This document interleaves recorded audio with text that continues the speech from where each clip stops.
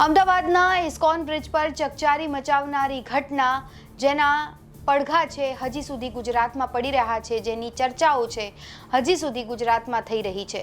રફતારના રાક્ષસના કારણે 9 માસૂમ લોકોએ પોતાનો જીવ ગુમાવ્યો, ત્યારે હવે આ કેસમાં એક મોટી અપડેટ છે એ સામે આવી છે।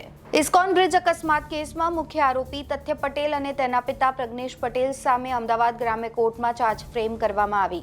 જુલાઈ 2023માં 9 લોકોનો ભોગ લેનાર આ દુર્ઘટના બાદ સુપ્રીમ કોર્ટના આદેશને પગલે 2.5 વર્ષે આ કાર્યવાહી શક્ય બની।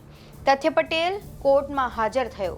સુપ્રીમ કોર્ટે તાજેતરમાં જ આ કેસમાં વિલંબ બદલ નારાજગી વ્યક્ત કરી હતી અને 3 અઠવાડિયામાં ચાર્જ ફ્રેમ કરવાનો સ્પષ્ટ આદેશ આપ્યો હતો।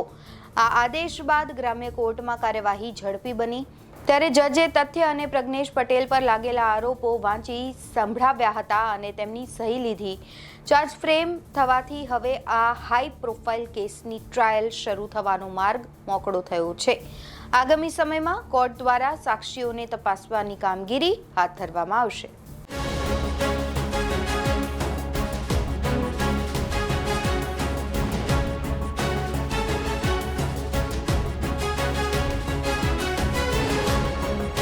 ઉલ્લેખનીય છે કે પોલીસે આ કેસમાં ઘટનાના 7 દિવસમાં જ 1684 પાનાની ચાર્જ શીટ દાખલ કરી હતી, જેમાં 191 સાક્ષીઓ અને FSLના 15 રિપોર્ટ સહિત મજબૂત પુરાવા રજૂ કર્યા હતા।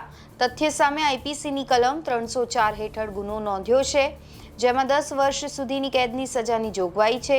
પિતા પ્રજ્ઞેશ પટેલ પર પણ પુરાવાનો નાશ કરવા અને આરોપીને ભગાડવામાં મદદ કરવા બદલ ચાર્જ ફ્રેમ કરાયા છે। આ રિપોર્ટમાં બસ આટલું જ। ગુજરાતના તમામ મહત્વના સમાચાર જોવા માટે અને જાણવા માટે આપ જોડાયેલા રહો ગુજરાત તક સાથે। નમસ્કાર।